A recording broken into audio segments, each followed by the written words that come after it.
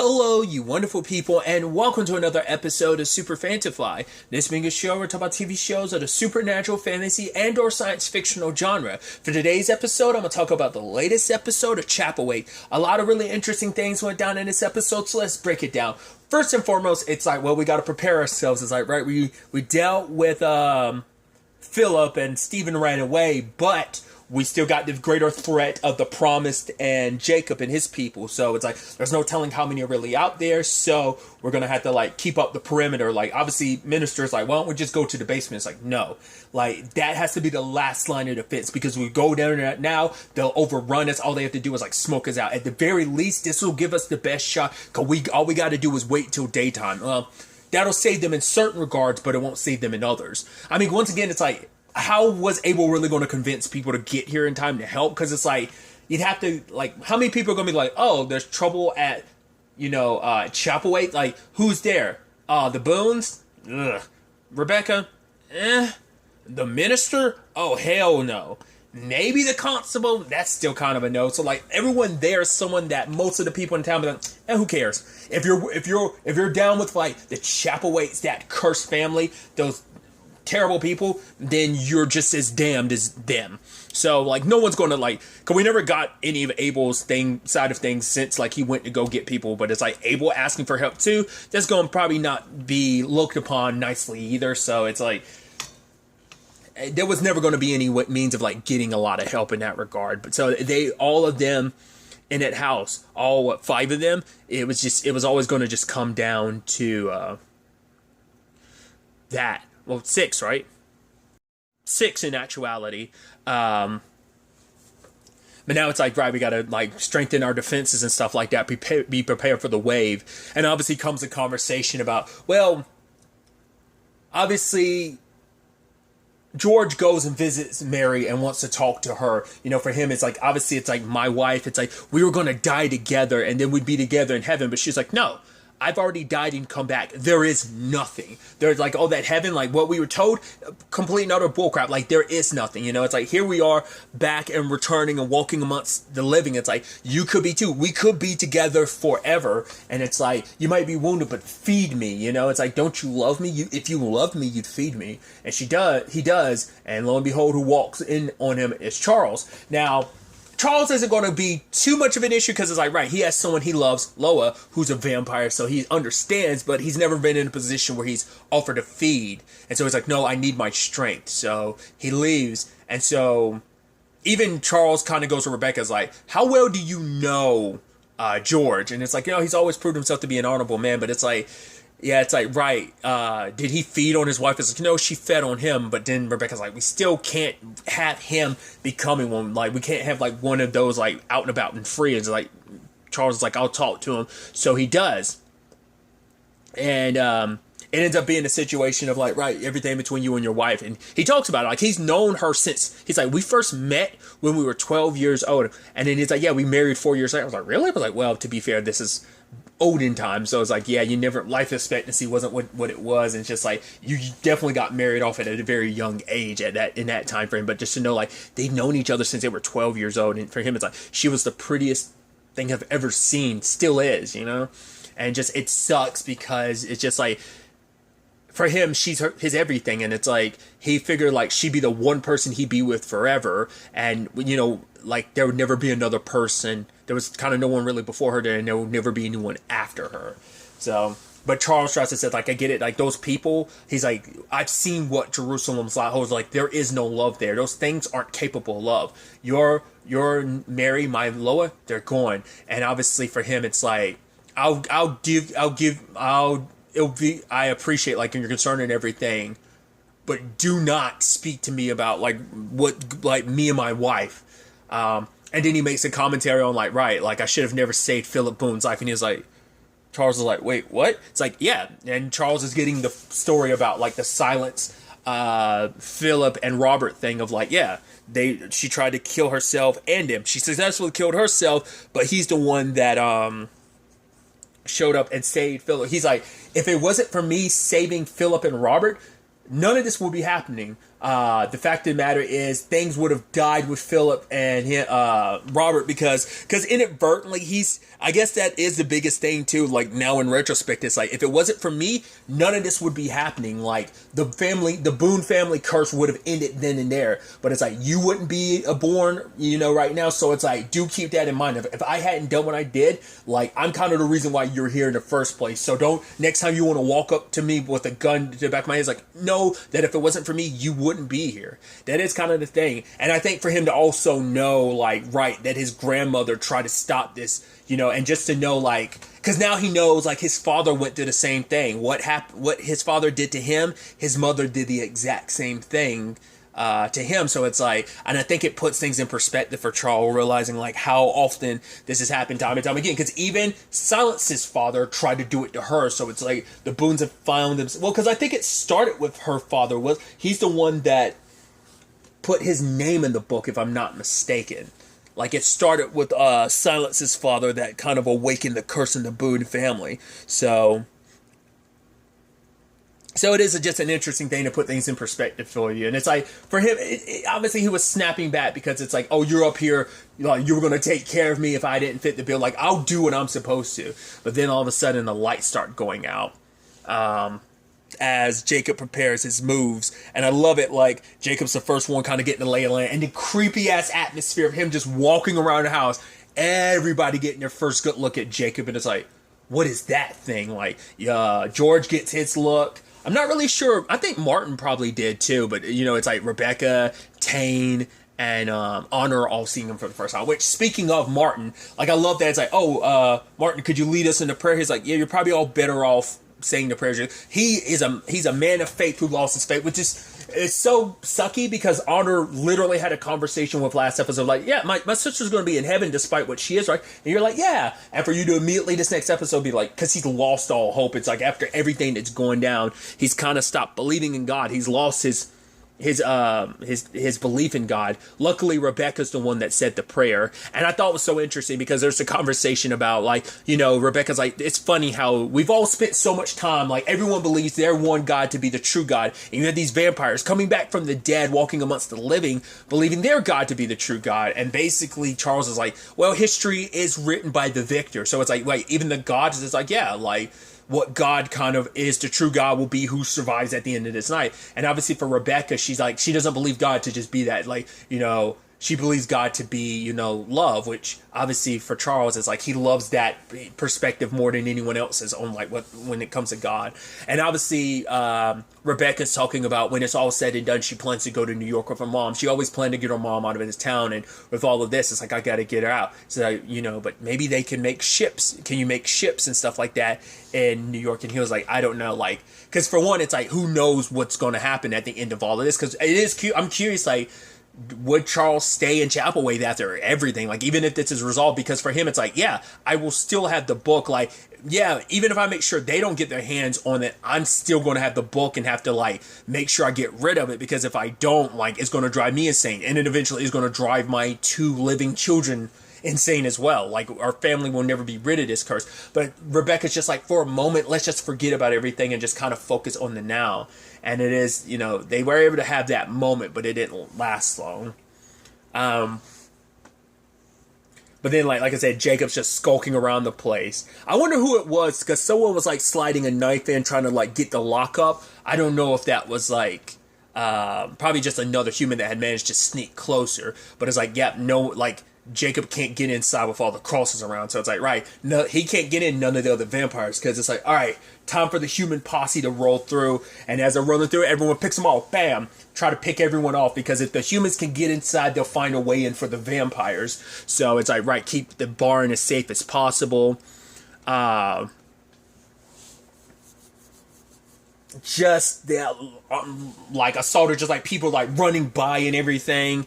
Firing some shots, but missing some people. Luckily, Rebecca ended up shooting a person who had like a pickaxe and was going through the window. It's like, luckily, it's like, yeah, I got him. Trying to like guard every like area that they can. And then you had the main lady amongst the Promise, talking to the minister, and it's just like, oh, like, kind of talk about, oh, your false god and everything, but the worm is powerful. The worm doesn't care about adultery. Like, you can just like have as many women as you want, and it's just like, oh yeah, like Faith, oh, she wouldn't stop screaming and crying and begging for her life. It's like, well, from what we saw, like, she was crying in pain, sure, but it didn't sound like she was begging for her life. But maybe it was just, I think she was saying all that just to like keep it going, but like just to rile and cut into his skin deeper. But it's like, where's my child? Wherever happened, it's like, oh, that child's not yours. Oh, Faith didn't tell you, it's Jacob's. The baby never was his. And I guess ultimately that's why now we understand why the baby looked the way it did. I figured as much when like she said that, but I was like, oh, like I didn't know how that whole thing, but yeah, it's Jacob's child. And then I guess because of the vampirism, it causes that. Never found out what he actually did with the baby. I guess it's like she had said, like, yeah, he never likes any of his babies. Like, Jacob never cares for any of his children.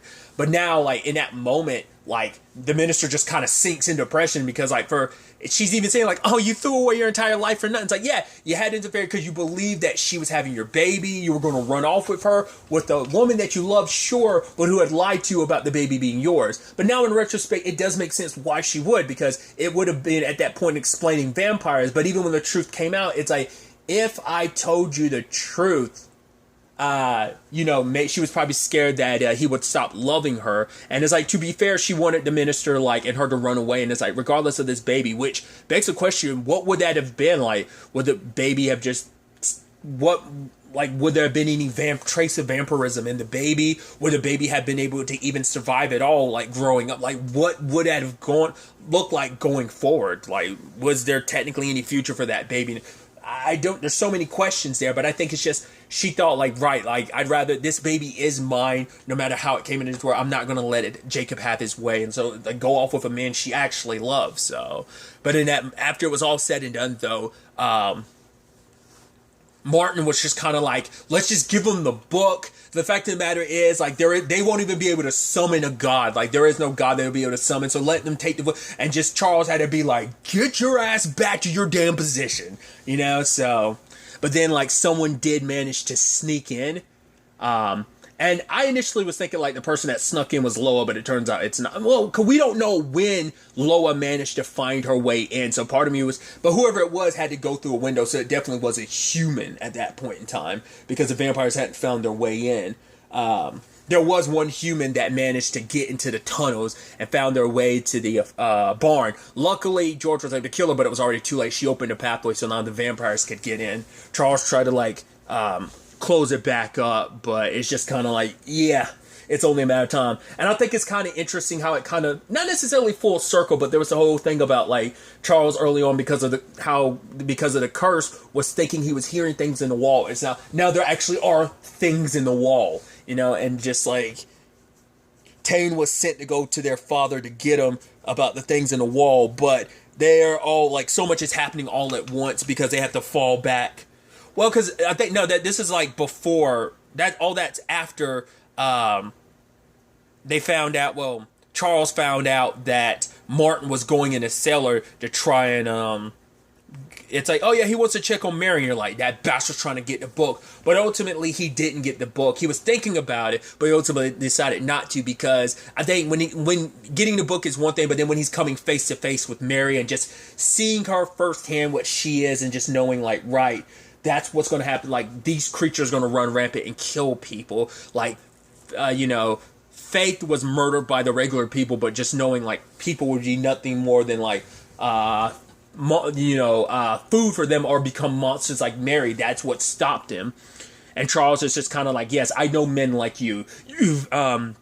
You basically believed, like, for so long, it's because of, like, God's grace. It's like, no matter how much was your own hard work and sweat, you thought, like, oh, like, everything came about because of God. But then also your failures, you kind of felt like it was just because, essentially, like, God had turned against you because of your own, but it was at the end, like, even when it came to your own weaknesses and stuff, like your moments of weaknesses and stuff like that, you still kind of wanted to say, like, right, it was like God kind of failing you in some shape or form. And it's like, at the end of the day, it's kind of like, you have two choices, Martin.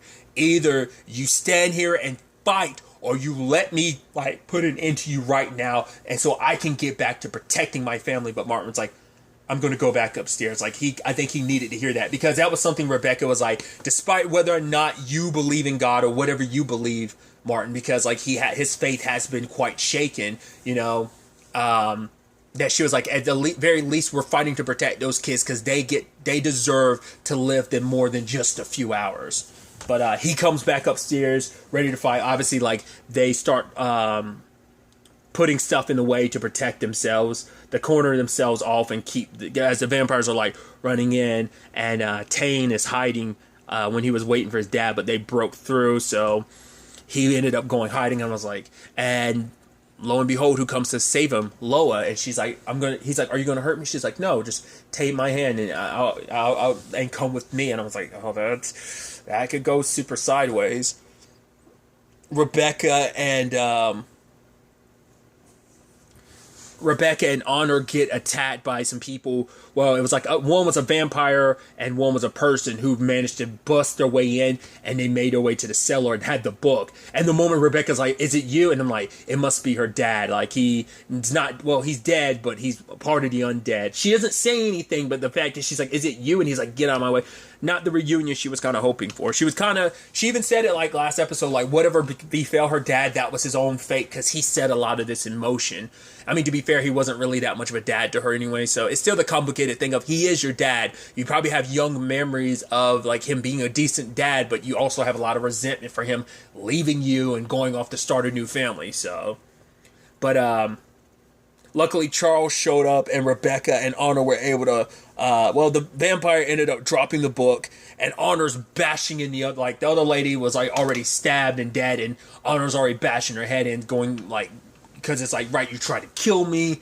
So Rebecca was able to calm her down, but they were able to Rebecca was able to return the book to Mary, but it's like Mary just whispering, oh, you're all gonna die. Like, you're all going to die here. And it's like, right, I'll get up. Let's go back up to the kitchen. And the fact is, Tane was there hiding. I was like, fact is, you didn't let them know you were. I was like, that's super suspicious. And that's not good. Because I'm like, I have a feeling about it. And then all of a sudden, when things start really going sideways, I even love, like, Jacob's in the house, too, because there's only, like, a handful of vampires. We don't really know the full count, but at most, it is only, like, a handful plus Jacob. The rest are just humans because they're just to be feeding bags essentially. But and I just love Charles looking at it's like the bastard, like Jacob just coming down the stairs, and he's like, you son of a bitch, you son of a bitch. It's just like, this is all on you. I even love that one boy, he was telling one of the vampires, he's like, I'm gonna get your damn head. Dude, I love it that he's just like I don't know. I always like storylines like that. This is a more supernatural extent of it, but like that, oh, you have to hold the line type of situation, like horde mode type of situation. Of like the movie that always comes to my mind, because like I remember watching this in theaters. I want to say it was one of my sisters and my mom, was Assault on Precinct 13, because I think that movie came out like 2003. I believe it's Ethan Hawke and Lawrence Fishburne, if I'm not mistaken. There's a whole bunch of other people. I know, like John Leguizamo. I don't even remember who the main bad guy was. I know John Leguizamo was in it. I want to say Maria Bello might have been in it. I don't remember.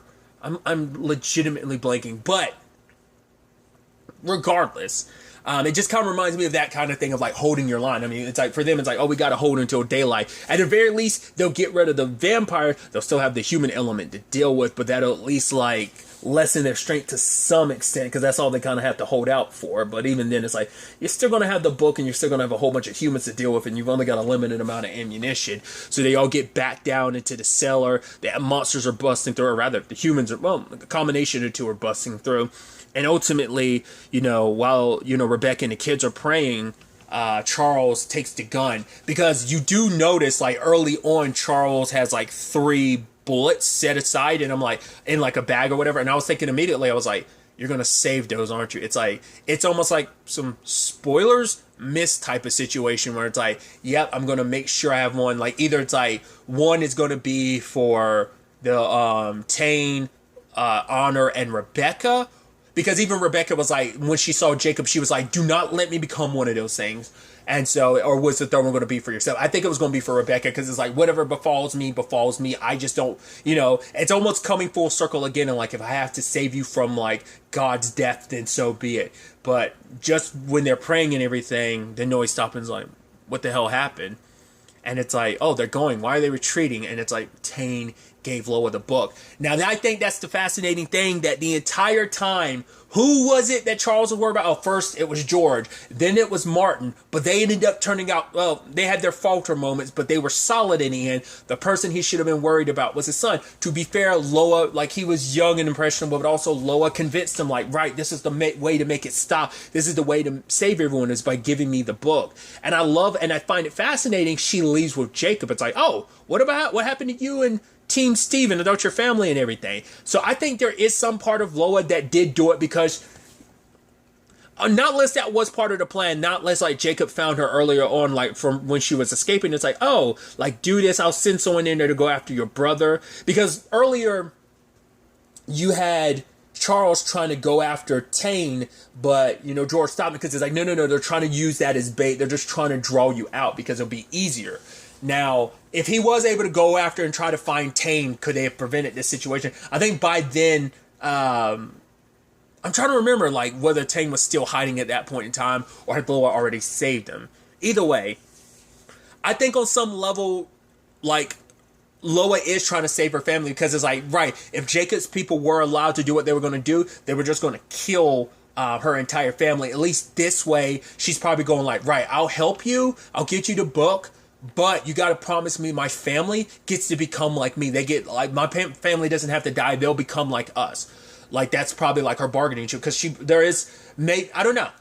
But to be fair, it's like, once you're a vampire, you kind of lose some of that humanity. Not some, all of your humanity. So it was enough for her to save her brother, but I don't know if that, like, her wishes to be together as a family, like, maybe that still reigns true even if she is a vampire. Like, they're not supposed to love or whatnot, but maybe some part of Loa is still there, and this is her means of trying to, it legitimately is saving her family, because they wouldn't have survived the night. They definitely wouldn't have, and Charles was seconds away from killing them all. So, but it's like, once again, it's like, it's little things that kind of built up over the night that kind of led to that, but it's still like, no, the five of you, yeah, he has his own, like, position of being able to take down marauders, like, that was Charles' experience, but it's like, this is a very special and unique threat you're going up against, and it's just like, I don't think you guys would have survived the night.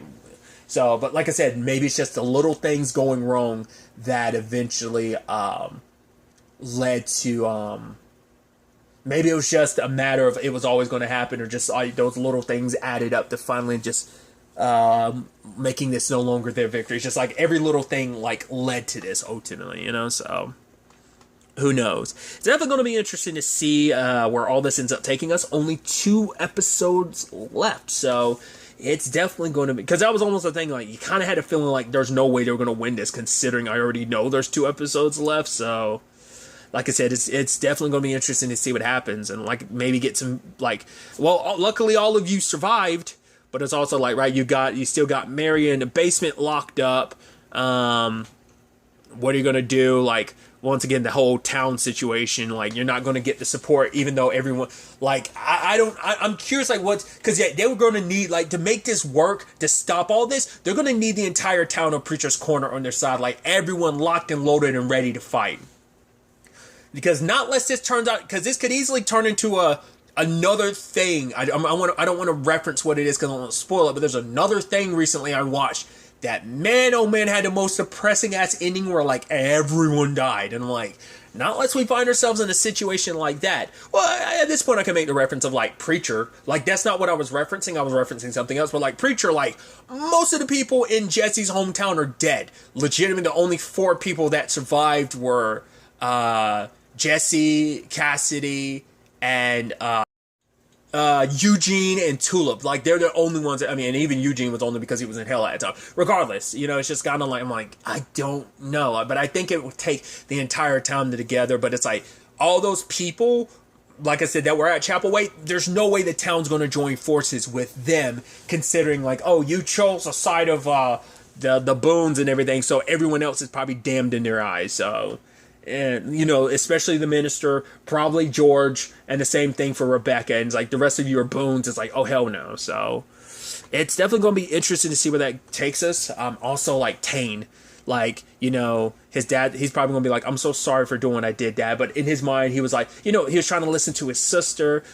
He also believed like she was like, no, like she would never, no, she said she wouldn't do anything to hurt us. And she's doing what's like, oh, this is necessary to save us. It's like, you know, so once again, the betrayal he didn't see coming. He was so focused on these other two slipping up that he didn't see what was kind of happening right in front of him. Like I said, circumstances led to it even getting to that point. But like I said, we'll have to wait and see where everything ends up taking us going forward.